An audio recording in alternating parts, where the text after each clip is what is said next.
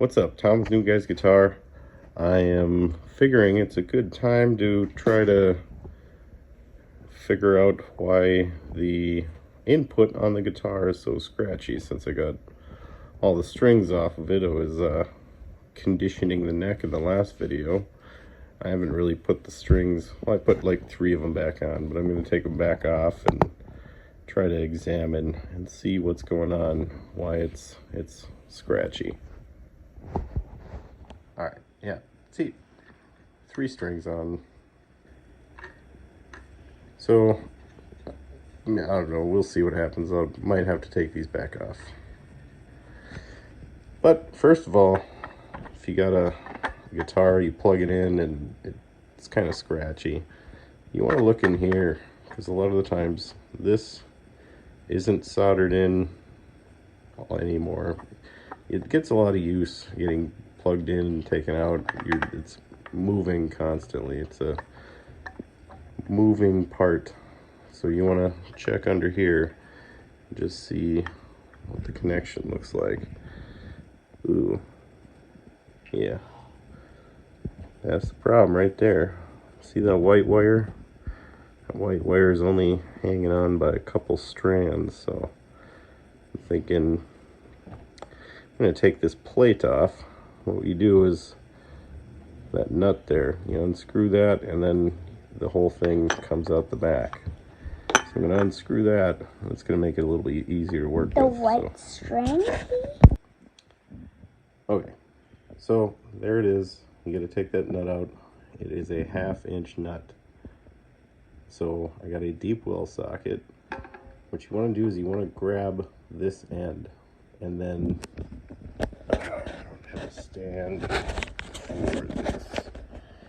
But you're going to grab this end and then unscrew this end, because if you don't, this back will just turn. Okay, I have a camera holder, so I can show you how to do this. You're going to grab it, this end, use your socket. 9 times out of 10 it's not going to be tight enough to where you're going to need the actual socket wrench. Now it's loose. You can unscrew it with your fingers.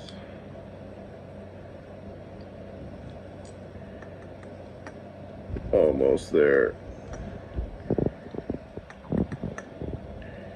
It's hard. It is hard. My stand is talking. Aubrey is my camera stand at the moment. So there, I'll just leave those in there. We'll set that off to the side. And this is what we're going to want to be looking at. So I'm going to strip down this wire a little bit more, separate it. I'm probably going to get some tape in there. Then we're going to have to strip the end of that wire back off and resolder it into this connection. So I will get doing that, and then I'll show you what the finished product looks like. You know, actually, I might get a new one, because I have a couple new ones. I might grab one of my new ones, because this, no telling how old or used it is. So yeah, okay, so I have a little soldering tool. It's like a healthy, handy solder thing. Came with my new soldering iron. So what we're gonna do, this is the new one. Hand out of the way. This is the new one. It is far more beefy. As a comparison, there's the other one. This is a lot more contact point for this one. So basically you got your hot and neutral, or neutral and ground, or hot and ground, whatever they are. Same thing, this just has a lot more surface area contacting the input. So I'm going to solder this bad boy onto here.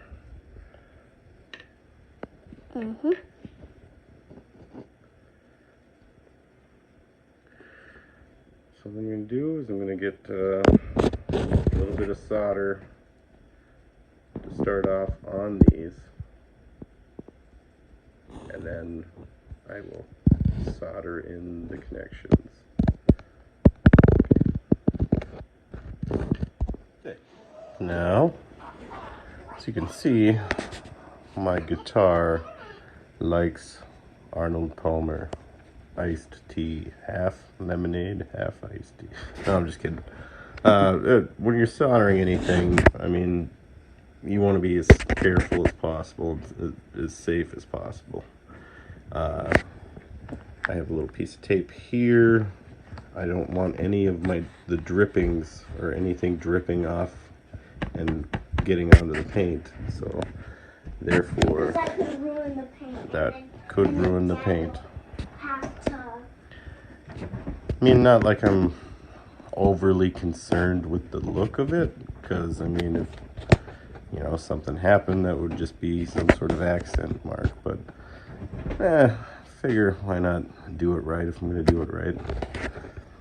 So got my little helpy hand here. I got a piece of tape, the cardboard here. That's taping this cord over to this side. A lot of the times when you're soldering stuff, the little pieces and wires don't necessarily want to cooperate and go where you want them to go or need them to go.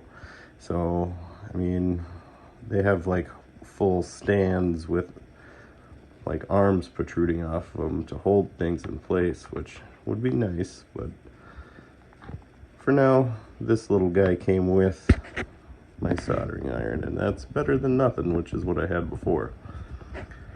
Okay, what I'm going to do is,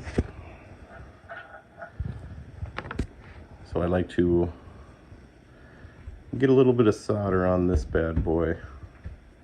A little bit of solder on there. With a little bit of solder. That's going to help you in the long run, because then you're going to reheat it up and then put the wire through, and then it's going to make a better connection. Okay, so I have my soldering iron plugged in and heating up. As of right now, I don't have anywhere to set it down, so I'm going to be holding it the entire time, which is awesome. So while that warms up, I will what are you doing? I will show you this. This is the solder I'm going to be using. It is 6040 rosin core solder. Picked up a whole big old spool of it. So this is what I'm going to be using to solder. Okay, so it's really hard to try to solder something together and hold the camera while I'm doing it. And I don't really want my little camera stand next to any of the fumes or anything that might be coming out of the solder. So there's that. But on the other hand, we get it working. Plugged her in to the old Champ amp that we fixed.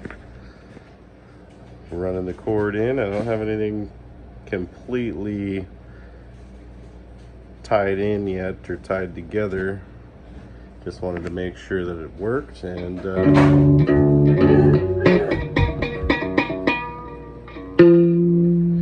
she works. So we're going to put everything back together and then string it up and see what happens.